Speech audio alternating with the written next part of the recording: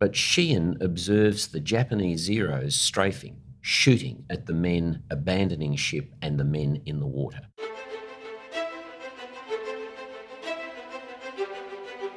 Welcome to the podcast where we track down Australian war veterans, have a chat with them, and hear their stories.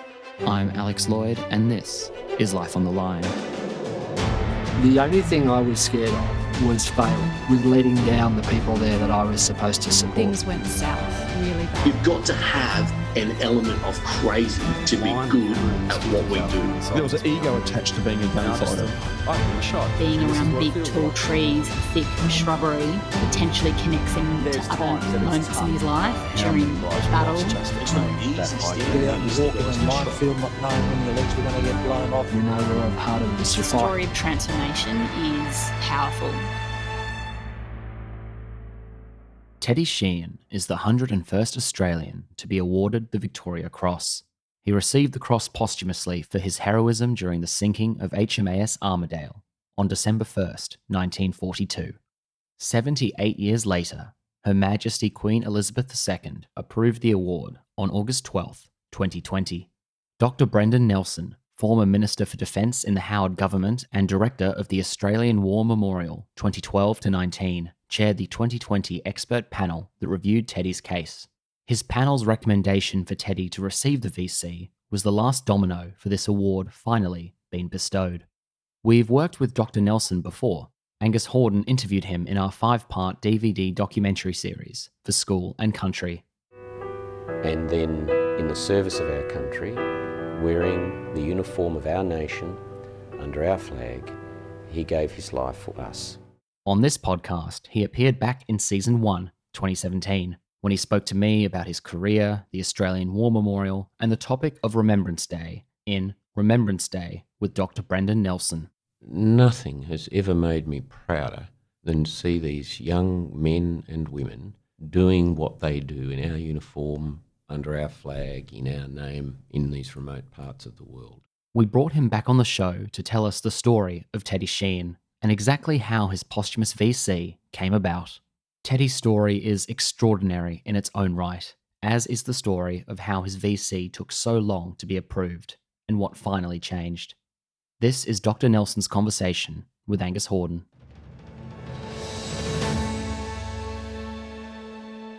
I'm Angus Hordern, and today we're very pleased to greet Dr. Brendan Nelson in his office in Boeing in Sydney. It's my pleasure to be able to speak to you again, Angus, and reacquaint myself with your considerable audience.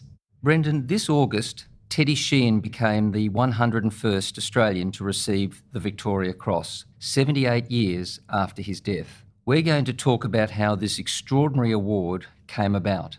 But first, Brendan, can you tell us about Teddy's heroic story? Well, and it is an heroic story, and the story about how the Victoria Cross has been finally awarded to him is in itself another story. So here is a young man who is born in Tasmania at Barrington Tops. He is one of 16 children. His family moves to Latrobe, up in the northwest of Tassie, and then at a very young age, at the age of 17, a farm labourer, he joins the Royal Australian Navy. So he'd only been in the Navy a very short time, and then in 1942, the ship HMAS Armidale had been built and commissioned, and Teddy Sheean had done his basic training. In fact, he was on HMAS Cuttable when the Japanese midget submarines were in Sydney Harbour in late May 1942, but fortunately for him, he wasn't physically on Cuttable the night of the attack, and 21 ratings were killed in that attack. So he was then subsequently deployed to HMAS Armidale, and his job was to be the loader on the aft oilerkin of HMAS Armidale.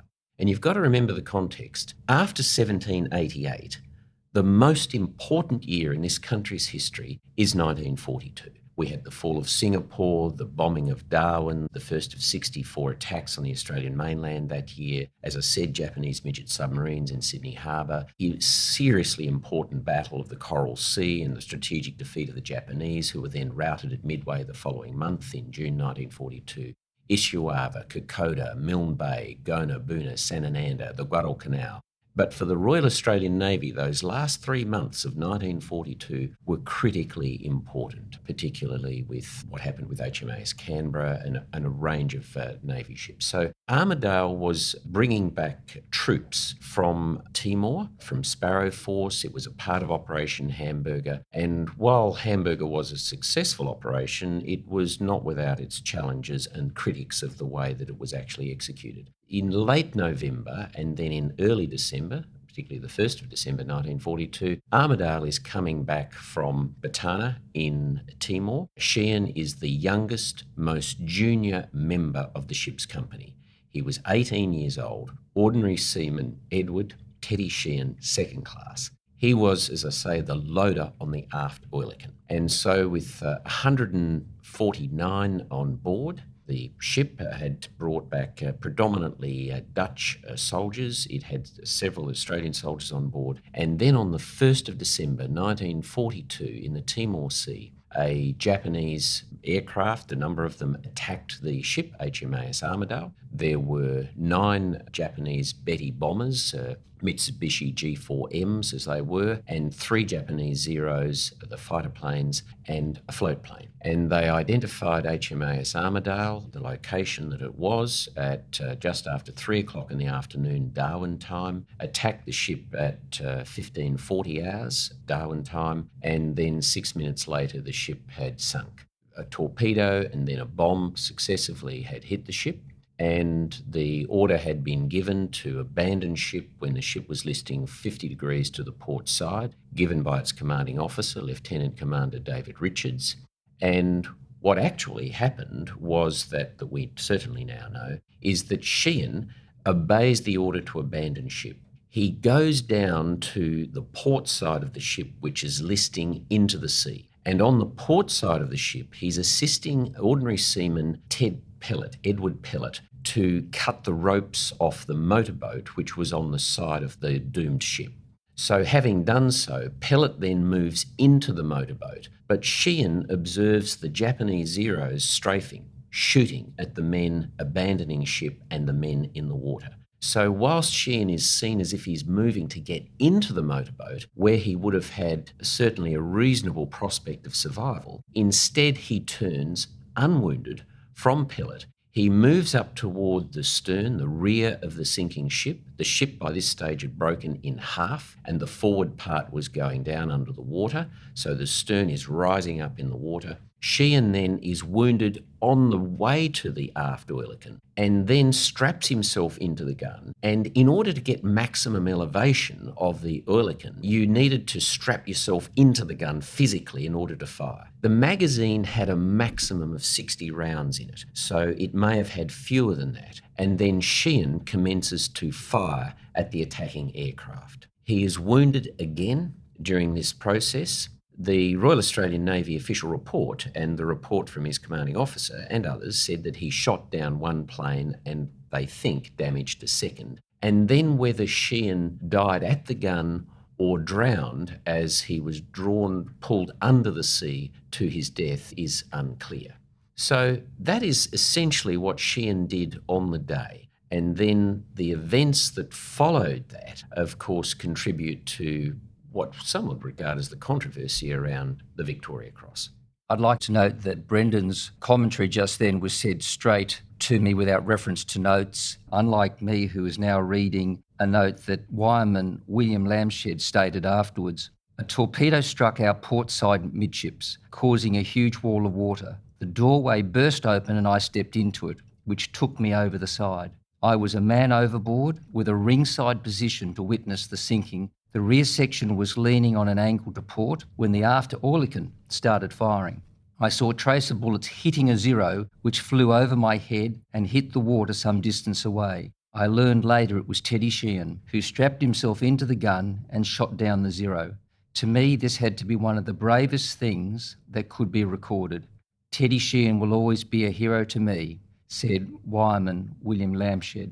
And I think, Brendan, having served in the Navy myself, I've asked the question to many veterans, why weren't VCs awarded? And the simple truth of the matter is that recommendations of VCs in World War II for naval personnel, men serving on His Majesty's Australian ships, had to be approved by the British Admiralty, and they just didn't come out. Yes, and that's certainly the case. And so, if you like, to complete the story, so that is what happened on the day, and there are some now refinements to our understanding of those facts as a consequence of what the expert panel, which I chaired, has undertaken. Lamshed, as you described quite correctly, was at the stern of the ship. He actually thought, because the ship was continuing to move forward, and at one stage Lamshed felt that he was going to be left out there in the ocean completely on his own. The ship then having sunk, Lamshed surveying the water, basically see only a handful of people. And he thought that he basically was going to be the only person left. And he swam toward the motorboat, which had been released by Pellet, assisted by Sheean. He climbed into the motorboat, and there was damage done to the motorboat. He pulled the bullet-riddled wooden cover off the engine and then threw it into the water and then tried to start the engine, and he was able to start it. And he describes the boat moving through the water and heads starting to pop up from under the water, because understandably the men had dived deep down to avoid the shooting upon them from the Japanese Zeros. And it was somewhat humorous in a sense, because he found the commanding officer, David Richards, and Richards comes into the boat, and then the first thing that Richards does is admonishes him, tears strips off him for the unauthorised use of the boat, because he was a signalman and it was only the engineers that were supposed to start the engine. So, and in fact, Lamshed, as you've obviously read Lamshed's report, Lamshed then says, well, actually it was a good thing because it brought me back to reality. So what happens then is we know that there were 149 on the ship. In the end, only 49 survived. We believe that somewhere between 10 and 20 were killed and died during the process of the sinking and that immediate period in the water. So the decision was made by Richards, quite rightly in my opinion, to then take a group of the men, survivors, 22 in total, in the motorboat and head towards Darwin. And then they left a raft and also a float boat behind with the other survivors. And there was an agreement amongst the men that this was the sensible thing to do. So Richards and those that are surviving, they're picked up by HMAS Kalgoorlie, I think, from memory. And so the sinking occurs on the 1st of December. So then on the 6th of December, Richards and the survivors arrived back in Darwin. And one of the survivors, Ray Leonard, the only survivor, by the way, certainly at the time of us doing our expert review on this, said to me he had abandoned ship on the starboard side. And so he'd swum, he said, about 40 yards away from the ship. And then the ship had gone down, and he said as the ship was going down, he could hear one of the oilicans firing. And he knew from his position it was the aft oilican. He didn't know who it was. But he said after the sinking, he swam across to survivors who were popping up from under the water, as described, as I say, by Lamshed. The first thing that a man called Russell Caro said to him, and whom Leonard described as a man of great integrity, the very first thing that Caro said to him in the water, "Did you see what Teddy did?" describing the actions of Teddy Sheean. Richards gets back to Darwin late on the 6th of December. So the following day, on the 7th of December, he writes his report of proceedings. Richards has lost his ship, he's lost an indeterminate number of men, he's got back to Darwin, he writes his report of proceedings. So everything that happened from the 30th of November through to and including the 1st of December. And so in that environment, before all of the survivors, including witnesses, of course, to Sheean's actions, have actually got back and been found, Richards is writing his report of proceedings. And in relation to Sheean, and he quite rightly recommended a second man, Lieutenant Whitting, who was extraordinarily brave, helping the men over the side of the sinking ship. But in relation to Sheean, he said this: ordinary seaman Edward Sheean, although wounded, remained at his post at the aft oilican and was responsible for shooting down one aircraft and possibly damaging another until he was killed. That is what he said. That statement is actually inaccurate and it's incomplete. Sheean's post was not to be the gunner on the oilican. Sheean had not remained at his post. He'd actually left the post, he'd gone to the port side of the ship, he'd made a conscious decision to disobey that order and go back to the gun. He also misspelled his name, I might add, but that's a trivial matter. So it was incomplete and it was inaccurate, but Richard should not be blamed for that. A board of inquiry is held the following day, the 8th of December. None of the lower ranks have been consulted. None of the lower ranks have input into it. The three officers chosen by Commodore Pope, who was the senior naval officer in charge there in Darwin, were all subordinates to him. The Board of Inquiry is conducted in that single day, and Richard's report of proceeding was not considered as a part of it, but Richard spoke to it. So the Australian Commonwealth Naval Board, which is basically the Navy headquarters in that part of Australia, unlike every other Royal Australian Navy headquarters, if you like, based throughout the world, instead of using Royal Navy Form 57, which actually required a very detailed description of any recommendations for gallantry awards, they didn't use that. What they simply did was pass on, without any advocacy whatsoever or further examination of both Sheean's and Whitting's bravery, passed it on to the Lords of the Admiralty. And then in June the following year, in 1943, the Lords of the Admiralty recommended, in fact approved, a mention in dispatches for Teddy Sheean. Sheean, having been killed, was only eligible for two awards, a Victoria Cross or a mention in dispatches, and he was awarded mention in dispatches.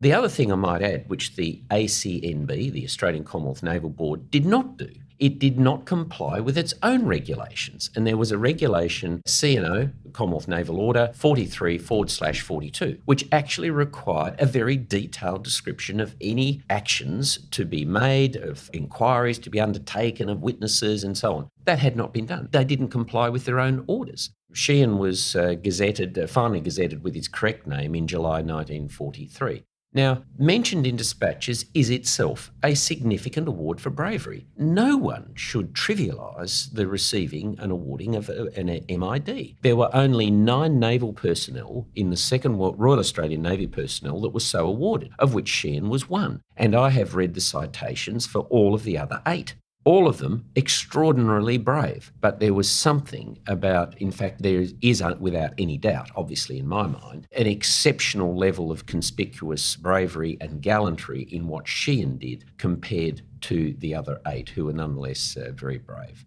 That is basically what happened at the time, and so Sheean is awarded the MID.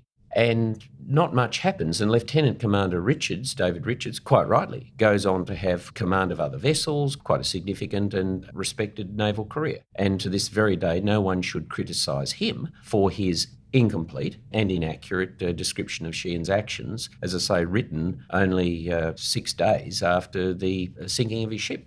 In 1945, Russell Caro, whom I mentioned earlier, who had been described by Ray Leonard, who, by the way, went on to be the senior psychologist for the Department of Veterans Affairs in his working life, Dr. Ray Leonard, but Russell Caro, described as a man of impeccable integrity by Leonard.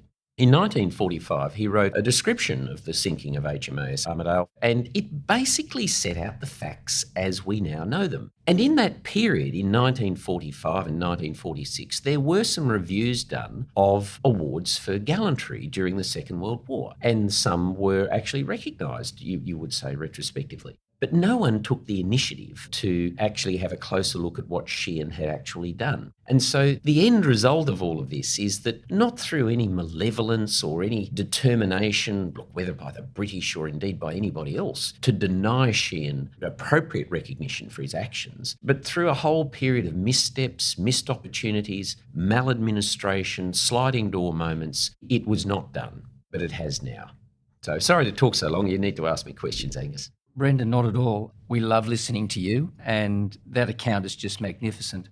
Brendan, using your medical experience, could you imagine Sheean having been shot, some say, across the chest by the strafing Zeros? When he goes down with the ship, tracer shots are seen coming from beneath the waves. So he still had a few rounds in the gun, and the gun was still able to recall, a few rounds out. Now, I just feel the man's defiance in hanging on, just the man's defiance to go down with the ship still fighting, I'm just so moved by it. Well, I certainly am too. But also I've got to say to you openly, Angus, there is mythologising, and as is always the case, there's a bit of the mythology becomes fact, which isn't with the passing of time. The truth of it is that the Oerlikon physically cannot fire underwater.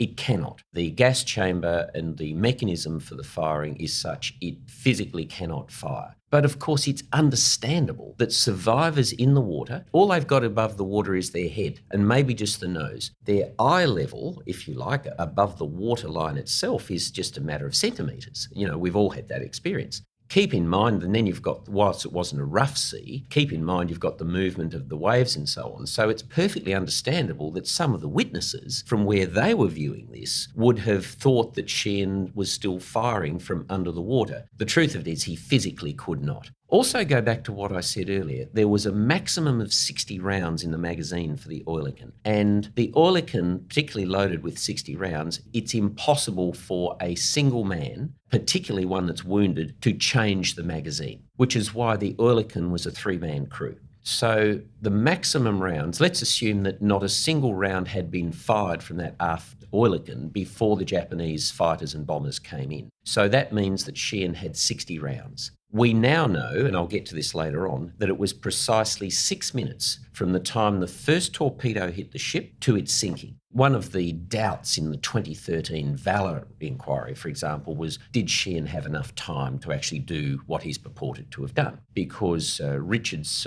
report of proceedings said that the ship sank in 3 to 4 minutes. We now know, from the first time anyone's done it, to our knowledge, by the way, from having examined the Japanese records, that it was 6 minutes. In that period of time, let's assume, for example, that Sheean was at his aft Oerlikon for 2 minutes, perhaps 2 minutes. He would not have fired with his finger fixed on the trigger. He would have run out of ammunition very quickly. What is almost certain is that he fired in bursts, which would explain why the survivors thought that it was continuous firing. And it is an immense credit to him that he actually hit 2 of the planes. When you think of the circumstances, that he's wounded, he's on a stern which is going up, a sinking ship. These planes are moving pretty quickly, the 3 Japanese Zeros in particular, with a maximum of 60 rounds. That in itself is quite a feat.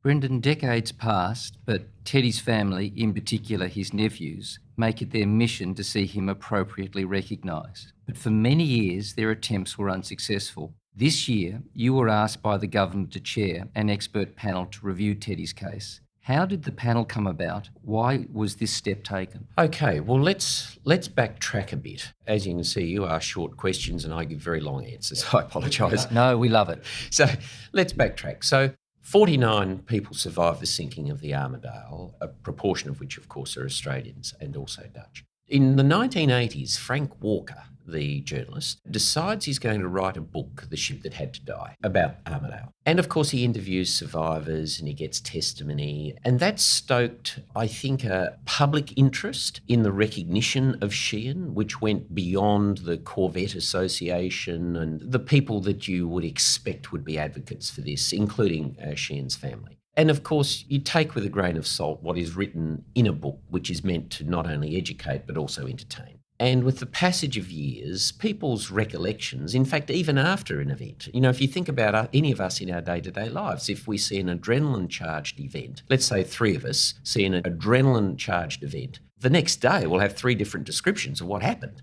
Years, decades later, you have to be very careful about accepting at face value what is being said to you about events that had happened, which people remember. Not because they're deliberately wanting to say something that might not be true or exaggerated or anything of the sort, but the human brain works in different ways and people genuinely have different recollections. But nonetheless, Walker's book played a significant role in stoking interest in this. And I think also emboldened the Sheean family in particular, understandably, to be advocates for this, enjoined by some others. This controversy and some others bubbled along for a number of years. And then finally in 2011, the Royal Australian Navy official history was written and published in 1968. That was another, in my opinion, lost opportunity to explore in detail Sheean's actions. So finally, in 2011, the then Gillard government made a decision to, having established a Defence and Honours Awards Tribunal governed by an Act, then referred 14 cases of unresolved recognition for naval and military bravery to the Defence Honours and Awards Tribunal for consideration. 13 of those were individual cases for examination, including in some cases a possible Victoria Cross. And then the crew of HMAS Yarra and Robert Rankin was the 14th examined.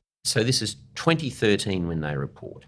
Alan Rose, AO, chaired that tribunal, very good man, and he was one of those whom we interviewed in our panel. In fact, I asked him, I said, you had a batch lot, so to speak. So you had 13 individual cases. How did you deal with that? And he said, well, we allocated the cases to groups of 2 from the tribunal. A Navy Commodore and an Army Brigadier examined the Sheean case in detail. Because it was referred by the Minister to the tribunal, it was under what's called Division 4, Part 8C of the Defence Act. And in this section of the Act, the tribunal is required under this section of the Act, having been referred by the Minister, to carefully consider and take into account government policy.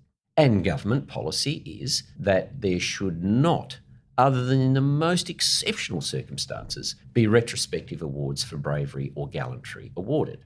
The second thing they were required to do, as Alan Rose said to me, was to uphold the integrity of the imperial and the Australian honours system.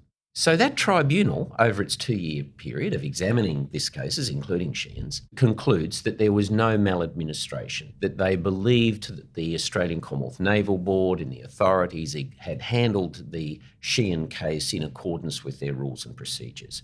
It also concluded that it would rely, and it actually said it relied very heavily on Richard's report of proceedings, his ROP. Now, as I've explained earlier, that was a mistake because Richard's ROP was incomplete and it was in part inaccurate.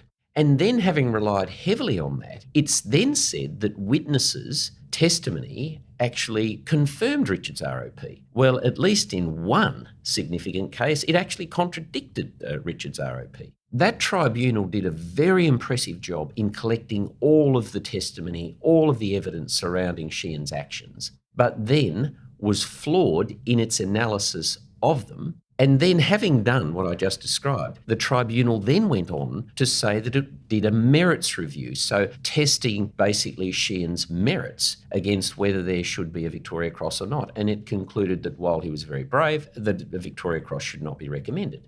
But what it didn't actually do is test Sheean's actions against the regulations in the Act for the Victoria Cross of Australia and the letters patent. So having said that it would do it, it didn't actually do it.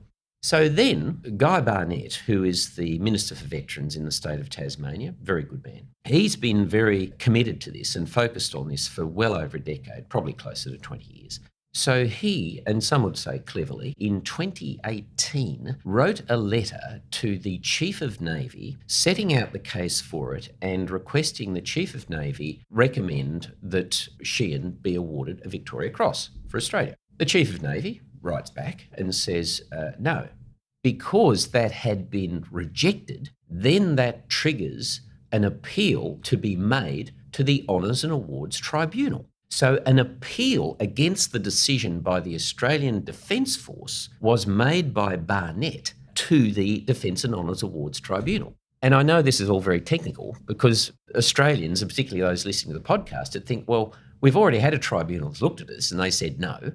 Why is another tribunal looking at it? So this is why they looked at it in 2018 through to 2019, because there was an appeal. But because it was an appeal, it was under Division 3, Part 8C of the Defence Act. And I think it's Section 110(5)(b) from memory. But because it was an appeal, the tribunal was unconstrained by government policy. The tribunal did not have to consider what, for example, the palace might think. Of course, if it considers upholding the integrity of the awards and honours system, of course it does. In fact, I would argue that by having appeals, it actually enhances the integrity of the whole thing rather than diminish it. So Mark Sullivan, the chair of that tribunal, and 4 other members unanimously decided that Sheean should be awarded the Victoria Cross for Australia. And in order to do so, there have to be 2 things that are found. Significant maladministration in the process, the appeal did not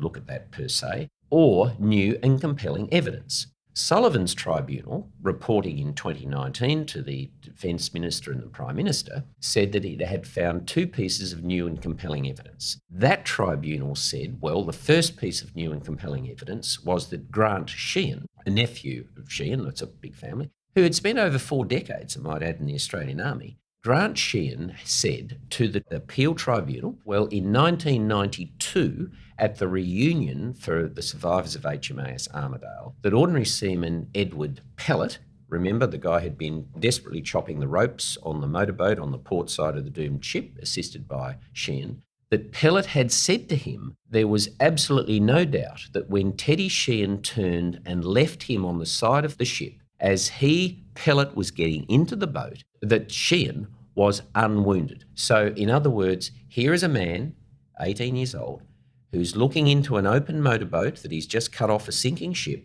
seeing his mates being shot in the water. He's not wounded, so he had every reason to believe if he got into that boat, he'd probably survive, but instead turned and left him unwounded to go to his almost certain death and the aft oilercan at the back of the ship. So the tribunal considered that new and compelling evidence. The second piece of new and compelling evidence that the 2019 tribunal regarded was the testimony of no less than the Chief of Navy, Vice Admiral Michael Noonan. And the Chief of Navy had said in his testimony that absolutely that Sheean's actions on that day, the 1st of December 1942, are amongst the most conspicuous and gallant that we have seen in our Navy, end of quote. And the formal paragraph 53, in fact, the formal submission made by the Royal Australian Navy to the 2019 appeal review by the Defence and Awards Honours Tribunal, it's worth a read actually, was based on months of diligent research by the Royal Australian Navy. It reads like a citation for a Victoria Cross and in fact, obviously uncontested facts, which I have described earlier.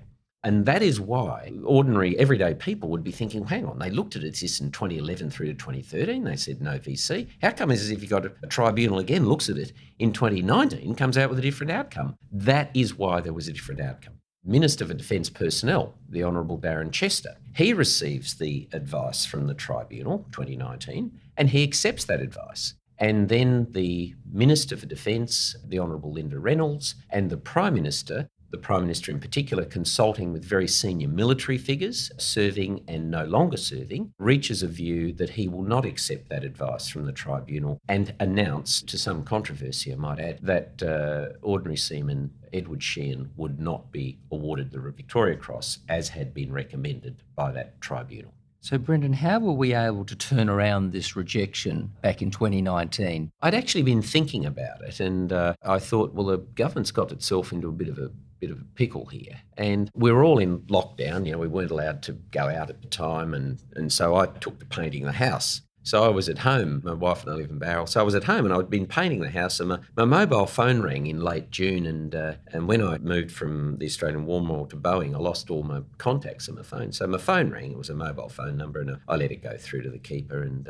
find out who it was. And then I got a text from the same number. It said, Brendan, can you give me a call? So I rang the number and I said, it's Brendan Nelson speaking. Who am I speaking to? He said, it's Scott here. And I said, Scott who? And he said, mate, it's Scott Morrison. I said, I'm sorry, mate. I said, I've lost all my numbers. I beg your pardon.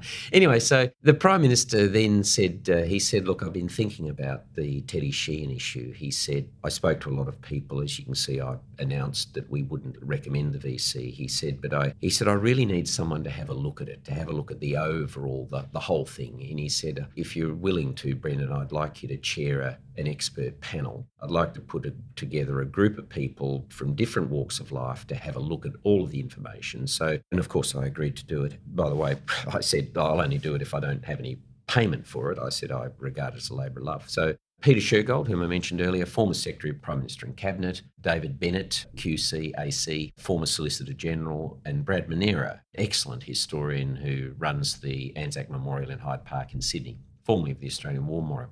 I said to the panel at the first meeting, I said, look, there's a reason this keeps coming back, and it's not Guy Barnett, and it's not the Sheean family. There's a reason this keeps coming back, and our job is to find out what it is. We looked at all of the evidence that had been available. We looked at all the submissions to the 2013 and 2019 tribunals. We interviewed a number of people. The Chief of Defence, Chief of Navy said that his submission in 2019 was sufficient. He wouldn't be adding to that. We spoke to the Sheean family. We spoke to Ray Leonard, as I said. We spoke to Alan Rose, who chaired the 2013 tribunal. We spoke to Mark Sullivan, the president of the RSL, Greg Mellick, and some others. There were two questions at our first meeting, in fact, we considered. Had the wreck actually been found and explored? We basically know where the wreck is. We know where it went down, so it wouldn't be that hard to find. But the response that came back from our inquiry was there's never been an archaeological survey done of the wreck. Personally, I think that's something our country should now think about. The second question was, what did the Japanese records show? And it was interesting, and I learned something here too. So Steve Bullard, a historian with whom I worked, wonderful man at the Australian War Memorial, he went on our behalf into the National Institute of Defence Studies in Tokyo, and the Naval Air Group battle records, had them interpreted. And the Japanese records, like the Germans, meticulous. So what we discovered from those Japanese records was that out of Kupang in West Timor, on that day, from the 753rd Naval Air Group, the Mitsubishi G4M Betty bombers, as they were called, did 5 sorties. And from the 202nd Naval Air Group, the Mitsubishi Zeros, on their 3rd sortie that day, the records identified they had 7 bombers, 3 Zeros, precisely at the time which accords with our records. They identify a minesweeper, the corvette, Armidale, travelling at 15 knots. They identified it at 5 minutes past 3 Darwin time. The first torpedo, as I said earlier, hit the starboard side of the ship, according to Japanese records, at 15:40, and a bomb hit the port side shortly after. The ship sank 6 minutes precisely after the first torpedo hit. They then describe taking enemy fire from the ship as it sank. He clearly worried the planes that were attacking and shooting the men in the water and those who were abandoning his ship. I'll correct you on him shooting down a Zero. We now know he didn't. One of the aircraft, one of the bombers, sustained enemy fire during the attack, and it was only when they got back to Kupang they found that a second aircraft had also been hit. No aircraft had been shot down. But of course, the survivors in the water, with just their heads above the water, with a very short horizon, could fully be forgiven for thinking that an aircraft trailing smoke had been shot down because their horizon was very short. The other interesting piece of information which confirms Sheean's actions and his motives is that the Japanese Zeros between them carried 3,000 rounds of 7.7mm machine gun ammunition. Now that ammunition is only good for one thing, and that's shooting at people. And they fired 510 rounds. And they only had one contact, that was Armidale. So in other words, the Japanese records are entirely consistent with Sheean's motives, trying to protect men being shot and killed in the water and abandoning ship, and also with his actions, that he hit 2 aircraft. Amazing. By his actions, there's no doubt that he saved the lives of many men because the planes knew that they risked being shot down. Brendan, it gave us all a lot of joy when you came with the Prime Minister and the announcement was made. I personally was very moved by that, and I thought it was lovely. It was just you and the Prime Minister, and he was acknowledging that really you had been the thing, I believe, that had changed all this around. It's interesting, when the Prime Minister called me that day, he said to me, I notice you haven't said anything publicly about this. And I said, well, no, I don't generally comment on these things publicly. They're very complex issues. I said I did publicly oppose John Monash's retrospective Field Marshal. I said for very good reasons. But I said my natural disposition is not to support retrospectivity, but I'll certainly bring an open mind to it. That is, in fact, what the 4 of us did, an open mind. But when you look at all of the facts, you can see that an injustice in maladministration was done to this young man, that pretty much all the evidence, apart from the Japanese archives, had always been there, but no one had actually put it all together. And the other thing is that, it's like when I made the decision at the Australian War Memorial to put peacekeepers that are killed on the Roll of Honour. There'd been a lot of opposition to that. But once it was done, even the people that were opposed to it could realise that it was the right thing. And similarly with this, I'm not suggesting there aren't those that are unhappy about this, but the Royal Australian Navy and this young man in particular earned this Victoria Cross. And the fact that Her Majesty the Queen would agree to it and do so willingly is extremely reassuring. And it's the Victoria Cross for Australia, of course. It's not the Imperial Victoria Cross.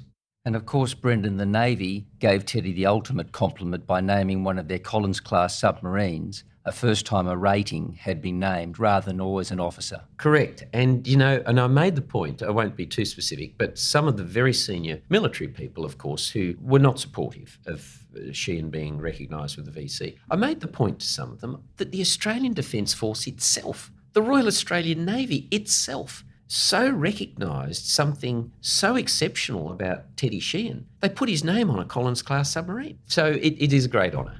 Shortly after that press conference, the Governor-General, David Hurley, wrote to Buckingham Palace and Her Majesty Queen Elizabeth then gave royal assent on the award. So Teddy Sheean, the boy from Tassie, who followed 5 of his brothers into service, became the Royal Australian Navy's first Victoria Cross recipient. Brendan, let's use this opportunity of speaking today to catch up. Here we are on September 11, 19 years since the Twin Tower attacks. We're in Sydney, 9 months now into this wretched COVID thing. When you were last on our podcast, you were actually speaking with Alex on Remembrance Day in 2017 down in Canberra in your office in the War Memorial. Can you tell us about the massive renovation work that you've started and undertaken there? In my very first week at the Australian War Memorial, in fact, on my second day, ringing in my ears was a question asked of me in October 2012, just 2 months before my arrival at the War Memorial, by a young Australian soldier who'd asked me in Afghanistan, why is it when I go to the Australian War Memorial and take my son, I can show him what his great-grandfather and his grandfather did, but I can't show him what I'm doing? So when I asked the then senior leadership of the memorial, well, when are we doing Afghanistan? After a long silence, one of the then assistant directors said to me, oh, Director, that'll be years, at least a decade. We've got no space, we've got no money, we have to wait till the war's over and everybody's come home. I said, you can't be serious. I said, we have to tell this story and tell it now. We've got 40,000 young Australians coming back to a country that's got no idea. They can't even explain it to their families, let alone the rest of Australia. So there was a major battle internally and I managed to create a space and we opened an Afghanistan exhibition, Afghanistan, the Australian Story, 8 months later. Very powerful, evocative exhibition, but in a limited space. At the opening of that, on the 13th of August 2013, I said very publicly in front of the Prime Minister, the Opposition Leader, Chief of Defence, not before too long this nation is going to have to make a significant generational investment in the Australian War Memorial to create the spaces necessary to tell the stories of the 100,000 young veterans this country's created in the last 20 years. And so that's where it started. In 2015, we started preliminary work. The end result is that the Australian government, supported by the opposition, has committed over 10 years $500 million, which includes $130 million in escalation and contingency funding, to significantly expand the spaces at the memorial with world-class architecture. It's not for more First World War guns or World War II ships or anything like that. It is to have a major expansion in Australia's peacekeeping story, Afghanistan, Iraq, East Timor, the Solomon Islands, the story of what our patrol boats are doing, which is currently there's nothing about any of that. And for the very first time, a space that will actually tell the story of what Australia does to stop war, the enormous diplomatic effort and story that's not told, and a space for veterans and quiet reflection for all of the emotions that are released there. Brendan, being mindful of time, because I know that you're working with Boeing and you have another meeting literally in minutes, but I'd like to go back to what Roy Cleland said, and I'm referencing Frank Walker's wonderful book. And Roy said, every year on the day the Armidale was sunk, I take the day off. I go to Young and Jackson's, which is that iconic pub in Melbourne, and I buy 2 glasses of beer. I drink my own and I leave the other one. Sometimes when I'm leaving, the barmaid will ask me about the other glass. And I tell her, my mates will be along shortly to take care of it.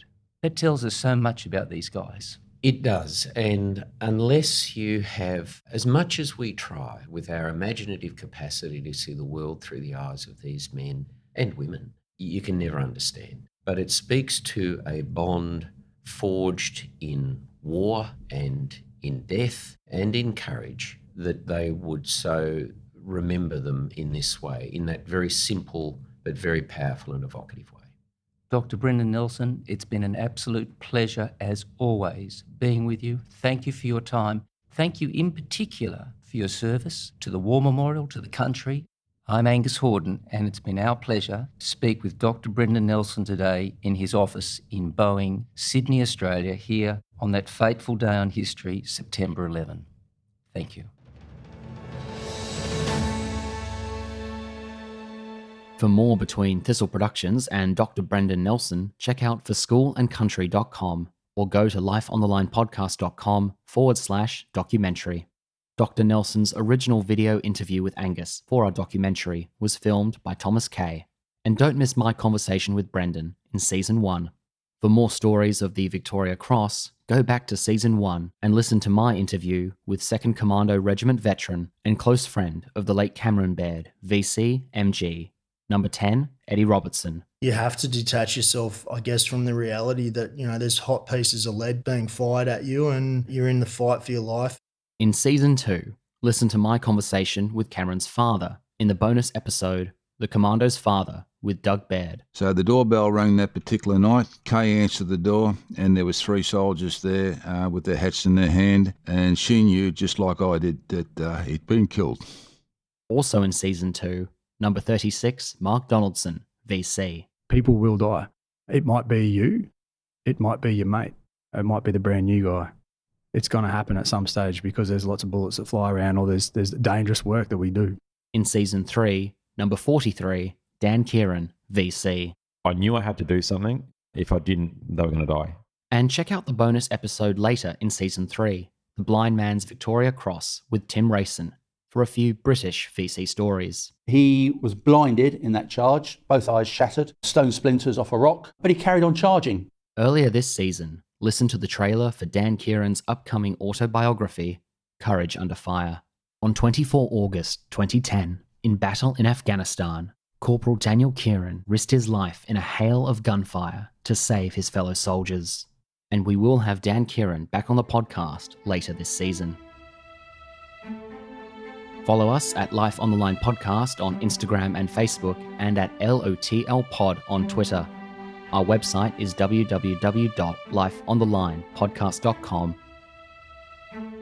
Life on the Line is brought to you by Thistle Productions. Artwork by Big Cat Design. Music by Dan Van Werkhoven. Thanks for listening, and lest we forget. And Brendan, perhaps I could close using John 15, verse 13. Greater love hath no man than this, than a man lay down his life for his friends. And that is precisely what Teddy Sheean did. He gave up his life, his future, his dreams for those men with whom he served.